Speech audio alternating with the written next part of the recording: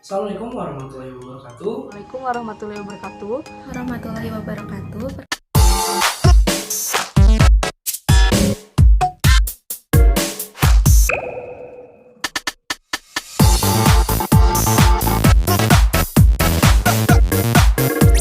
Perkenalkan, nama saya Sofiani Nurdia Citra dari kelompok 4. Nama saya Dinar Fitri Rahardian dari kelompok 4. Saya Imam Muslim Nasution.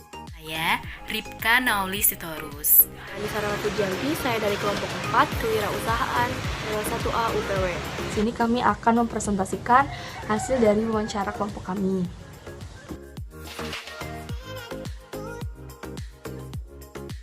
Nah, baik, di sini jadi saya akan mempresentasikan mengenai profil dari seorang pengusahanya ini dan profil si perusahaannya dan juga bagaimana sih awalnya perusahaan ini terbentuk. Jadi, saya dan teman-teman saya ini mewawancarai seorang pengusaha bernama Karina dan Kak Lutfi. Kebetulan mereka adalah sepasang suami istri yang memiliki sebuah kafe di Jalan Sultan Agung Trunojoyo nomor 13. Jadi namanya itu adalah Salatri 13 Cafe. Nah, Salatri 13 Cafe ini berada di bidang kuliner. Mereka menjual mengenai makanan-makanan jajanan kekinian yang memang rata-rata disukai oleh anak-anak zaman sekarang gitu ya. Kayak makanan kue cubit, tapi kue cubitnya itu yang berinovasi gitu, di macam-macamin gitu ya rasanya, baik dari topping dan lain-lain. Terus ada churros, ada lagi kopi, ada lagi minuman-minuman yang soft drink tapi lebih diinovasikan gitu. Nah, Salatri 13 Cafe ini berdiri sejak tahun 2015 dan asalnya tuh hanya kios kecil yang hanya menjual satu jenis makanan, namun sekarang sudah menjual lebih berbagai macam makanan gitu. Nah, sedangkan bagaimana sih mereka berdua ini mengawali usaha tersebut, membuka kafe gitu ya, membuka kafe. Nah, jadi awalnya Karina dan Kak Lutfi ini melihat pasar dulu, karena lokasinya yang tepat di depannya itu merupakan sekolah dari Santo Aloysius. Jadi mereka tuh berpikir kita tuh bisa kok manfaatin dari si sekolah ini gitu. Banyak siswa-siswa yang pasti ingin jajan. Nah, dari situ mereka berpikiran untuk kita harus membuat usaha gitu. Nah, mencarilah ide bisnis, tapi apa nih kira-kira yang harus dijualnya. Jadi mereka itu memiliki kenalan, pertama itu memiliki kenalan orang Malang yang terkenal dengan bakso gitu ya. Jadi mereka mengambil baksonya dari situ, mereka bikinlah kios kecil yang menjual bakso bakar. Di situ katanya memang mulai laku, tapi ya namanya juga berdagang, pasti ada berhentinya gitu. Nah, kebetulan bakso bakarnya ini kayak udah mulai nggak terlalu rame gitu loh. Nah, mereka akhirnya berpikir lagi gimana apalagi yang harus dijual gitu. Mereka akhirnya jual churros aja. Jual churros itu merupakan makanan Spanyol yang menurut mereka tuh orang-orang belum banyak tahu dan mereka ingin mengenalkan itu gitu. Tapi dengan tetap selera orang Indonesia gitu loh. Nah, akhirnya mereka menjual churros dan lagi-lagi cuma stand kecil kan awalnya. Mereka kayaknya ini harus dibikin lebih besar lagi deh. Ya, jadi pertama-tama Salatri Cafe menggunakan media stand kecil. Nah, dulu tuh mereka mempunyai produk yang namanya bakso bakar. Jadi dalam mereka berwirausaha, mereka itu menciptakan suatu produk yang belum terlalu banyak didengar oleh orang. Nah, sehingga mereka pun beride untuk membuat bakso bakar, karena bakso bakar ini belum terlalu familiar. Nah, kedua, mereka pun makin sini mengembangkan usaha mereka, yaitu dengan menyediakan tempat duduk untuk pengunjung, karena dulu itu kan belum terlalu ada tempat khusus untuk mereka makan di tempat itu kan. Jadi mereka pun berinisiatif, berinovasi untuk membuat tempat duduk di stand mereka. Jadi ketika ada tempat duduk, maka di situ pelanggan bisa nyaman menikmati produk mereka. Oke, yang ketiga, mereka membuat suatu produk baru dan juga menambah menu baru, yaitu churros. Nah, churros ini adalah bentuknya itu seperti panjang-panjang, rasanya seperti donat dan luarnya itu keras, tapi ketika digigit dalamnya itu empuk, dan rasanya manis. Nah, churros ini menjadi suatu daya tarik untuk pelanggan seperti anak-anak muda karena churros ini manis dan jajanan-jajanan yang banyak disukai oleh anak-anak muda sekarang ini. Nah, jadi dulu Bu Rina dan juga Pak Lutfi berinisiatif untuk mengeluarkan produk yaitu churros karena churros ini manis dan pastinya banyak disukai oleh anak-anak muda. Nah, yang keempat, mereka terus mengembangi usaha mereka dengan membangun atap pada kafe mereka karena dulu tuh belum ada atapnya. Jadi mereka tambah lagi dengan menambahkan atap pada kafe mereka supaya pelanggan-pelanggan yang berkunjung dan juga makan di tempat itu merasa nyaman dan juga tidak kepanasan dan juga tidak kehujanan. Dan mereka pun menghiasi kafe semuanya dengan sangat menarik ala-ala anak muda sekarang. Dan juga mereka terus berinovasi supaya kafe mereka nggak bosan dilihat oleh orang, apalagi anak-anak muda. Jadi mereka menghias dengan sangat baik, dengan sangat bagus, sehingga banyak digemari oleh anak-anak muda. Kelima, mereka berkolaborasi dengan Asyong dan juga komunitas penggemar band YouTube. Nah, di sini kenapa mereka berkolaborasi? Demi untuk membuat usaha mereka semakin maju dan juga semakin baik dan juga semakin ramai pengunjung, pelanggan. Maka dari itu mereka menyediakan kopi dari komunitas penggemar band YouTube. Nah, jadi kopinya dari mereka karena kopi itu zaman sekarang udah banyak digemari oleh anak-anak muda, sehingga mereka pun bekerja sama dengan komunitas penggemar band YouTube untuk dari kopinya sendiri dari mereka. Nah, jadi setelah mereka bekerja sama, usaha mereka semakin laris karena banyak sekali anak-anak muda yang sekarang suka kopi. Oke, terakhir yaitu mereka melengkapi fasilitas mereka dengan menyediakan wifi dan juga mainan untuk anak muda karena zaman sekarang itu anak-anak muda tuh suka tempat yang ada wifi-nya dan juga bahkan ada mainannya. Nah, di Salatri Cafe ini mereka pun membuat kafenya itu ada permainan seperti Ludo dan juga Uno. Nah, ini tuh pun menjadi suatu daya tarik bagi para pelanggan dan juga pengunjung untuk datang terus ke Salatri Cafe.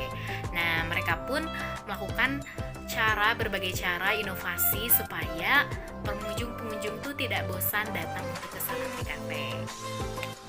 Ya, jadi motivasi pertama mereka adalah melihat pasar yang baru, kita bisa memanfaatkan untuk membuat uang di sana.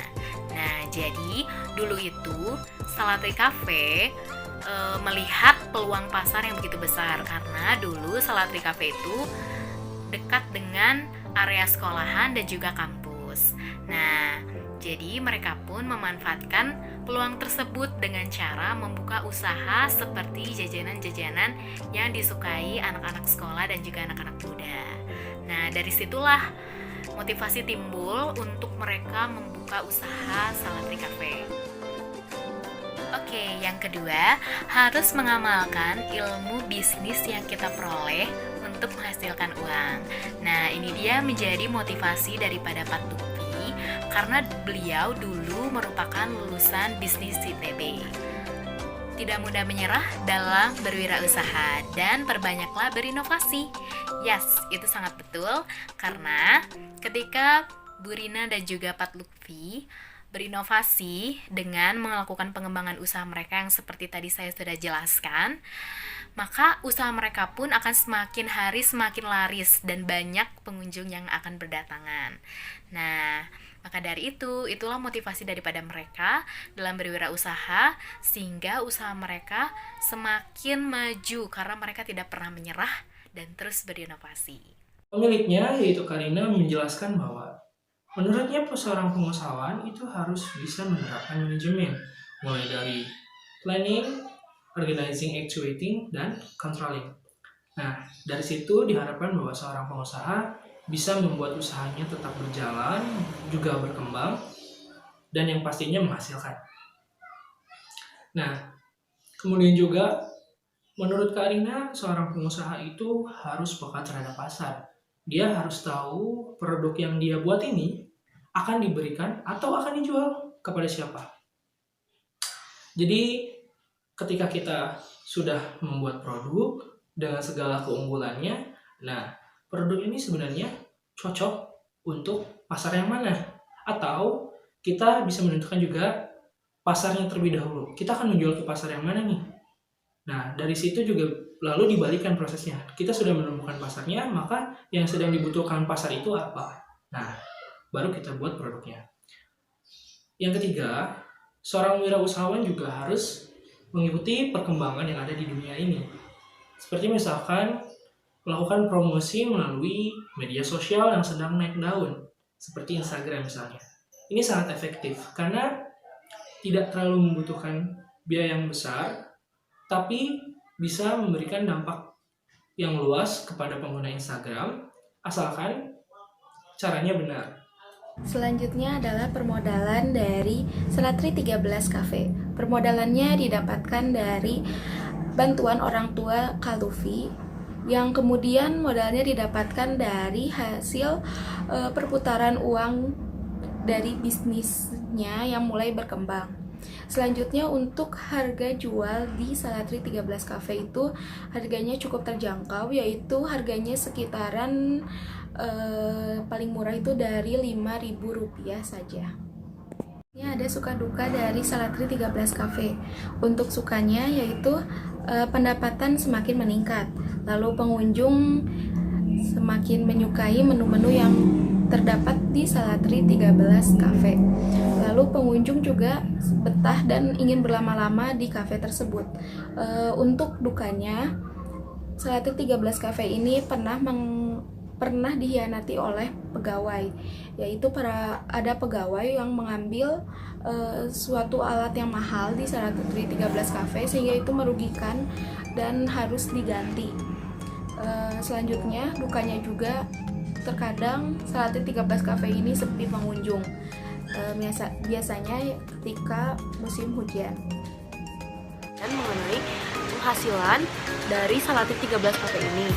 Nah, mereka itu biasa mendapatkan penghasilan kurang lebih 20 juta per bulannya. Jika dikalikan 12, maka mereka mendapatkan 240 juta per tahunnya. Nah, pendapatan mereka ini selalu meningkat dari tahun ke tahun atau dari bulan ke bulan. Nah, bisa kita simpulkan dari cerita Kak Rina dan Kak Lutfi ini bahwa Selatri 13 Cafe ini diawali dari kios yang kecil terlebih dahulu. Mereka selalu merintis, berinovasi, dan mengembangkan ide-ide mereka sehingga akhirnya kafe yang mereka miliki itu semakin besar dan berkembang sehingga banyak pengunjung yang datang. Selain itu juga, inovasi yang mereka lakukan ini berbuah sangat manis karena mereka tidak pernah menyerah untuk terus memikirkan dan mengembangkan ide apa sih yang cocok gitu untuk menarik perhatian pengunjung sehingga dari tahun ke tahun, dari bulan ke bulan, usaha yang mereka lakukan ini semakin bagus dan semakin berkembang. Tidak hanya itu, mereka juga tidak terpaku pada satu kegagalan saja. Walaupun misalnya saat itu usaha mereka sedang sepi, tetapi mereka tidak menyerah sampai situ saja. Mereka terus membangun dan menginovasikan usaha mereka agar pengunjung itu melihat usaha mereka dan datang untuk membeli dagangan-dagangan atau menu-menu yang mereka tawarkan. Semakin berkembangnya usaha mereka ini tidak menyurutkan semangat mereka untuk terus memperbarui dan meningkatkan apa yang mereka miliki sehingga usaha mereka semakin berkembang.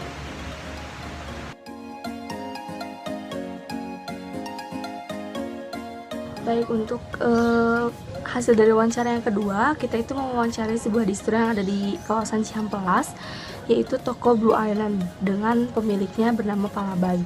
Nah, Blue Island ini berada di Jalan Cihampelas nomor 153, kawasan perbelanjaan lah ya, dan tempatnya itu tepat banget di depan Ciwok Mall ya, Cihampelas Walk. Nah, jadi Palabay ini merupakan seorang pengusaha.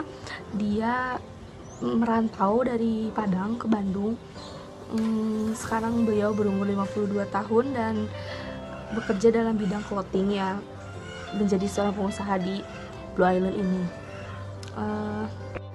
Blue Islandnya sendiri sudah berdiri sejak tahun 2004, yang mana awalnya memang hanya kios kecil, namun sekarang sudah berkembang menjadi kios yang cukup besar dan lebih komplit lagi gitu ya.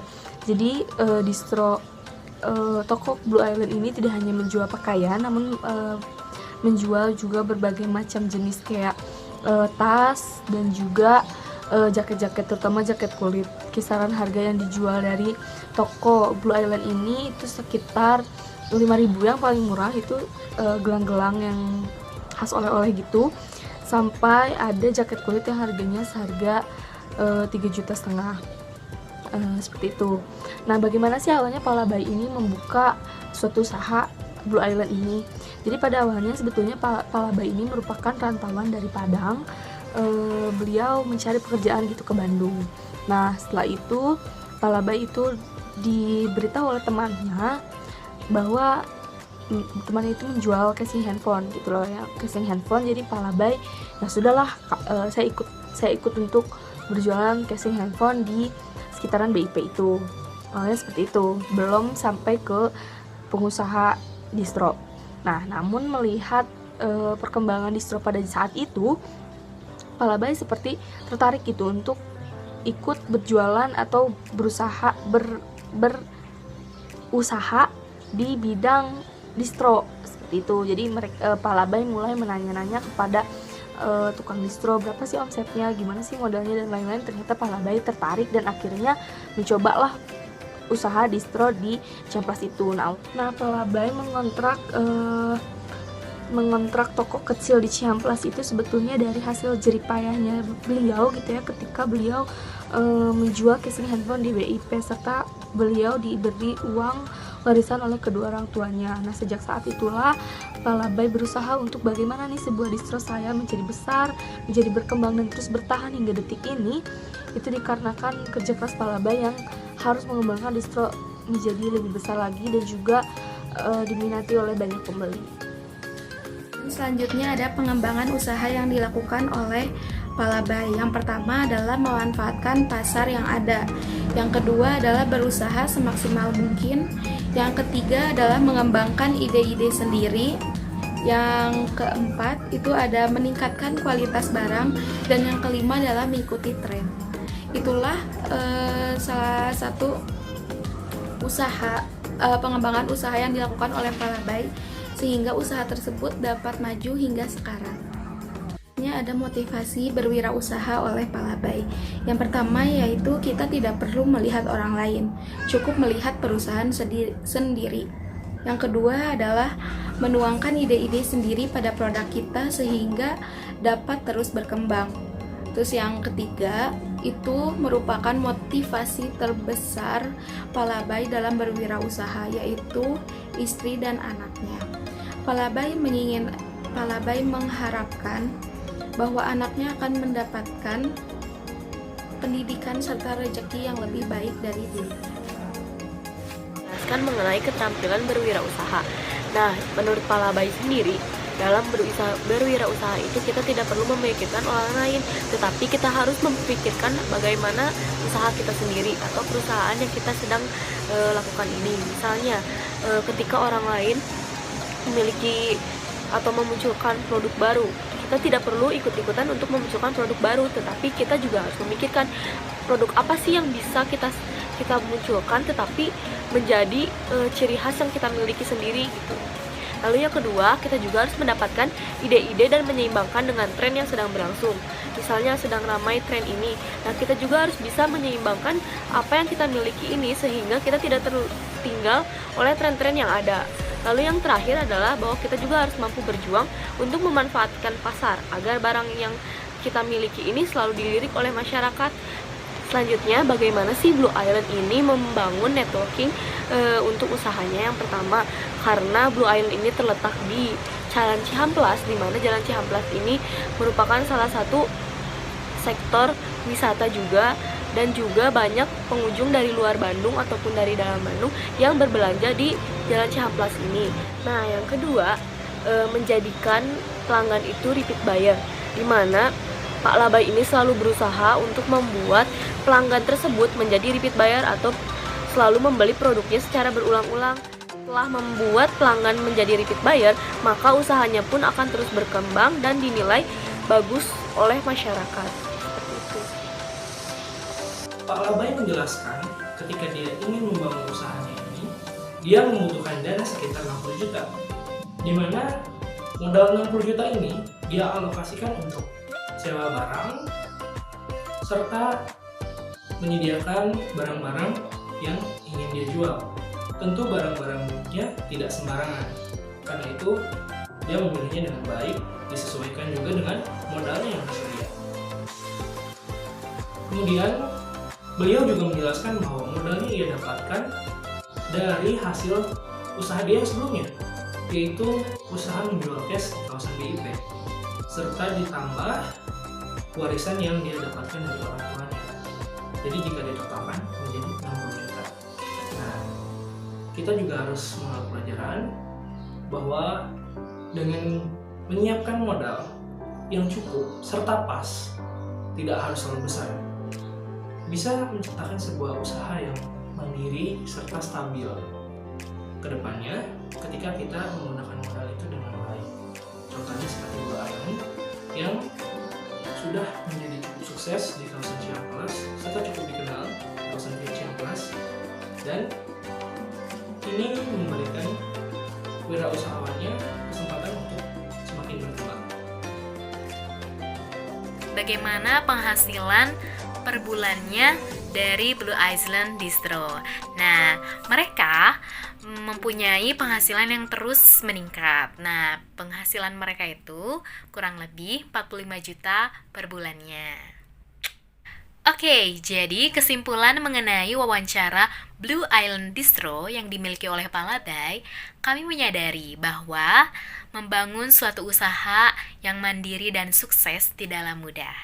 Butuh banyak faktor yang harus dikuasai oleh seorang pengusaha, mulai dari perencanaan modal, mulai dari inovasi produk, mulai dari pemasaran, sehingga promosi yang harus dilakukan oleh pengusaha tersebut. Jadi, maka dari itu dibutuhkan fokus untuk membangun dan mengembangkan usaha tanpa terlalu melihat pesaing. Oke, jadi sekian kesimpulannya. Terima kasih.